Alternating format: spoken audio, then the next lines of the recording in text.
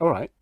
I want to talk about more Megaverse stuff. I want to hear about more cool projects. Um, what else have you got on the boil right now? So I'm hoping we can talk a little bit about Flood, and you've already mentioned it, which means I can sort of lean into that. But I don't want to just kind of just talk about Flood. So yeah, can you give us a kind of a greatest hits of what Megaverse is working on outside of Block? Yeah, I just try and keep track of everything. There's so many projects on the go at the moment. Okay, so we're doing one project with the National Portrait Gallery, which is called Living Paintings. That's looking at pre. It's all about engaging young people with pre 20th century artwork and making it kind of more accessible. And it's in collaboration with the Carnegie Foundation, and essentially we're bringing some of these portraits to life, sort of Harry Potter style, through motion capture. And there's one that we're doing as a sort of MVP for the National Portrait Gallery, and we've nearly finished that one now. And it's this guy called James Belcher, who's this bare knuckle boxer fighter from Bristol, and it's really about giving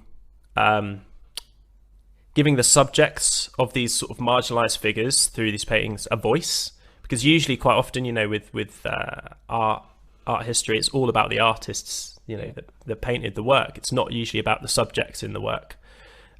So the idea is that we've worked with this great writer Edem, who has made this short script that's based. We know certain facts about this boxer's fight, and actually this painting was done just before he was blinded in one eye and stuff, and it's all about, he was at the top of his game, but anyone could come and knock him off his perch and stuff. So we're trying to give a real insight into these real people in the stories. And so but part of the brief is we don't want this to look like game rendered stuff. We don't want it to look like we've taken the painting and we've made it into some sort of computer game. It's got to look, every brushstroke has got to look like it's from the original painting. And I think there's been a bit of a perforation of this type of stuff with face, what's it called, that AI kind of thing where it takes old photos and it kind of animates them.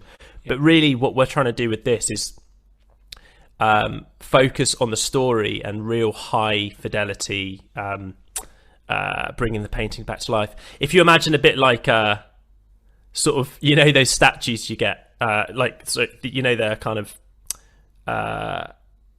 those buskers that kind of sort of move a little. We're not trying to.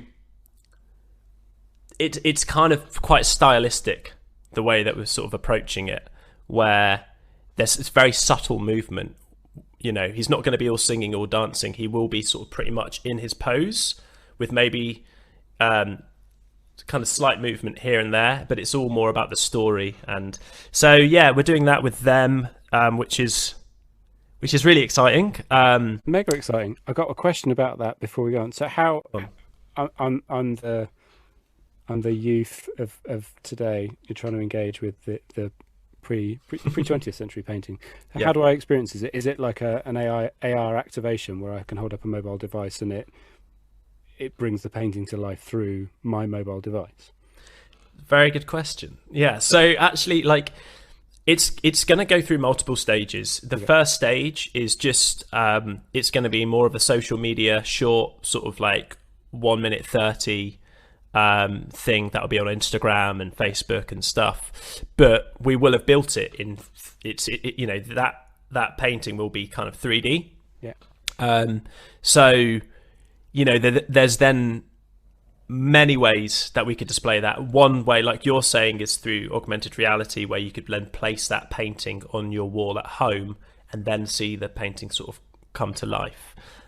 Another, what we're really interested, Megaverse, it's all about the physical meets the digital, and we're quite excited about the idea of prototyping something at National Portrait Gallery where you see that painting there and it looks like a normal painting, but then it comes alive. But we could use live motion capture to drive the painting as well. So you could have an actor behind the scenes responding in real time to people talking, and we Yes, could, please.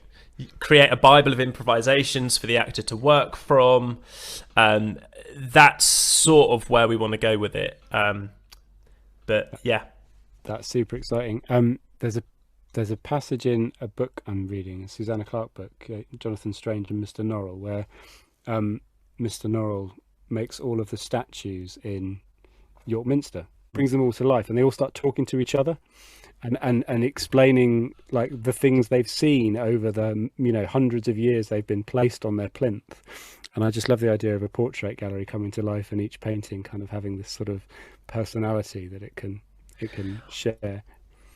I love the idea that, especially if you did this even as an augmented reality thing, where eventually you build up, you've got a repertoire of different paintings, and you put two on the wall next to each other, and depending on which two, then there's a certain interaction that happens specifically between those two paintings. Yeah. All of that kind of stuff. And I mean, there's other things. Obviously, the VR at home is still, people have got the Quest and everything now, but there's things like the Museum of Other Realities, which is this virtual reality exhibition space where, because of COVID, it's obviously been sort of booming recently. It's had a lot of festivals that have kind of migrated onto it that would have been physical events usually. Yeah.